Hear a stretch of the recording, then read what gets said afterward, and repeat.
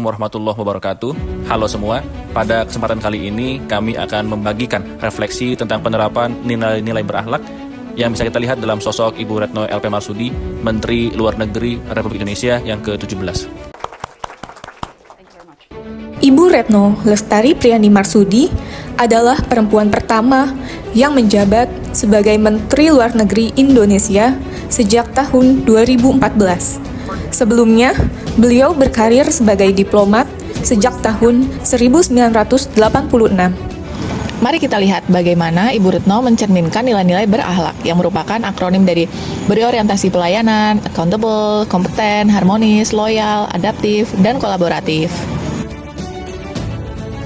Ibu Retno Marsudi dikenal konsisten melindungi WNI di luar negeri, termasuk saat krisis COVID-19 dan konflik internasional seperti di Ukraina dan Gaza.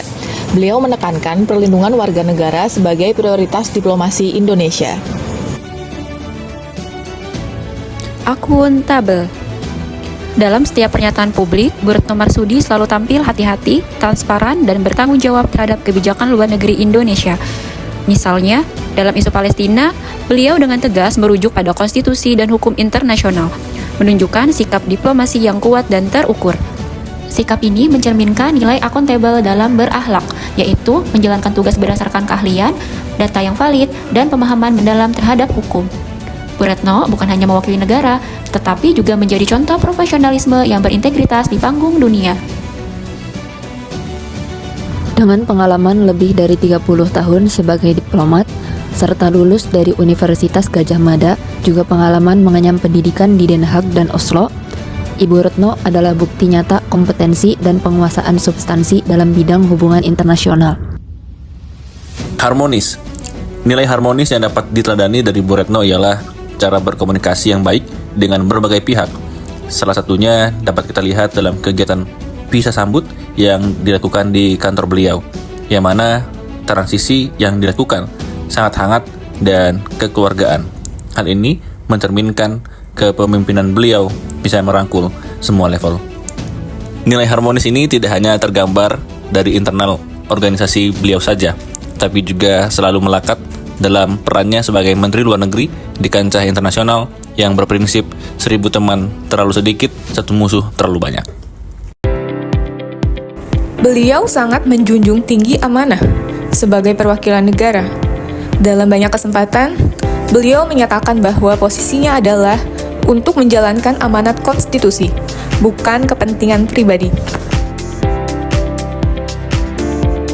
Adaptif. Dalam era diplomasi digital, Bu Retno Marsudi menjadi salah satu menteri yang cepat beradaptasi. Beliau aktif menggunakan media sosial sebagai sarana diplomasi publik, menyampaikan sikap Indonesia dengan cara yang terbuka dan mudah dijangkau masyarakat. Tidak hanya itu, ia juga mendorong transformasi digital di Kementerian Luar Negeri untuk meningkatkan efisiensi dan transparansi layanan. Langkah-langkah ini mencerminkan nilai adaptif, yaitu mampu menyesuaikan diri dengan perkembangan zaman, memanfaatkan teknologi, dan terus meningkatkan kapasitas kelembagaan demi pelayanan terbaik.